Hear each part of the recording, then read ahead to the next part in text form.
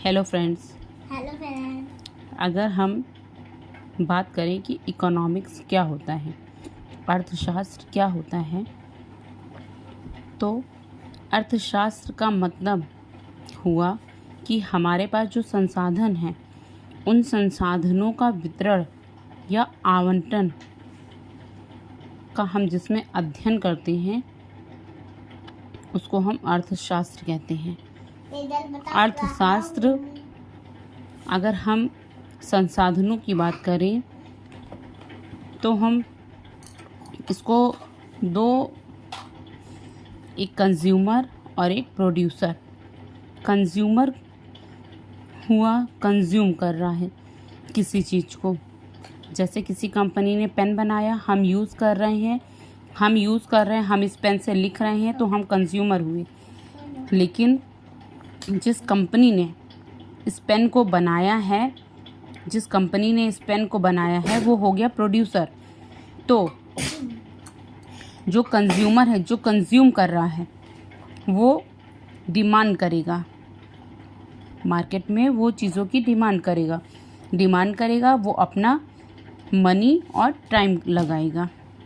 Consumer की main demand क्या है? उसको मैक्सिमम सेटिस्फैक्शन मिलना चाहिए। जो प्रोडक्ट वो यूज़ कर रहा है, जो प्रोडक्ट वो कंज्यूम कर रहा है, जिस रिसोर्सेज को, उसको मैक्सिमम सेटिस्फैक्शन मिलना चाहिए। जबकि जो प्रोड्यूसर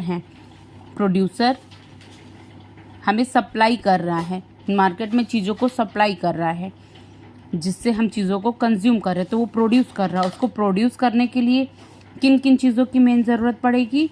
लैंड की, लेबर की, कैपिटल की, ऑर्गेनाइजेशन की।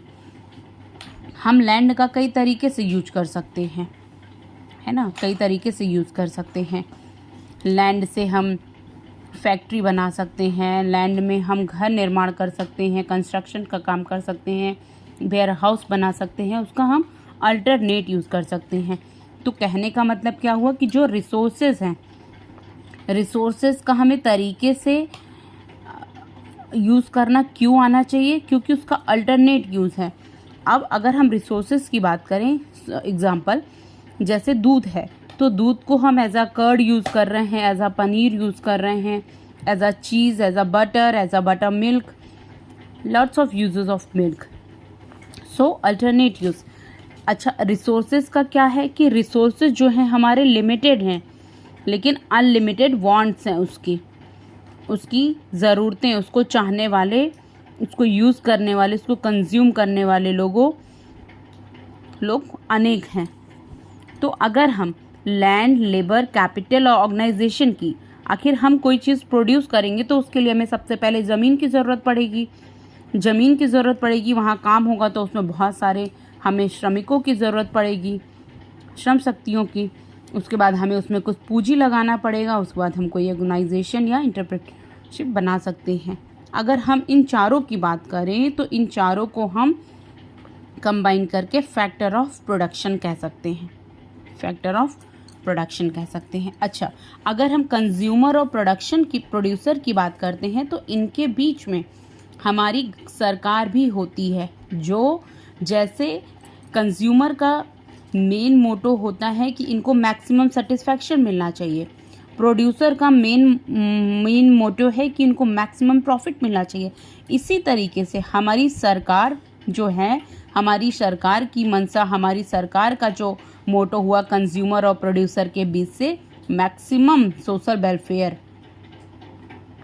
है ना, ज़्यादा से ज़्यादा लोगों का भला होना चाहिए, वेलफेयर होना चाहिए।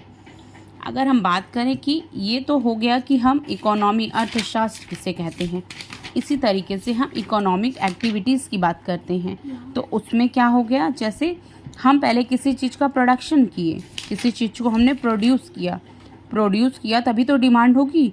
तो हमने जब प्रोड्यूस किया, हमने उसको मार्केट में डिस्ट्रीब्यूट किया, हमने उसको यहाँ वहाँ डिस्ट्रीब्यूट किया, प्रोड्यूस किया, उसके बदले में हमारे पास पैसा आया, सामान के बदले हमको पैसा मिल रहा है, तो मतलब एक्सचेंज हो रहा है। एक्सचेंज, हम पैसा देके चीज़ों का यूज़ कर रहे हैं, हम कंजप्शन कर रहे हैं, उसको हमने बोला प्रोडक्शन, कंजप्शन। Thank you.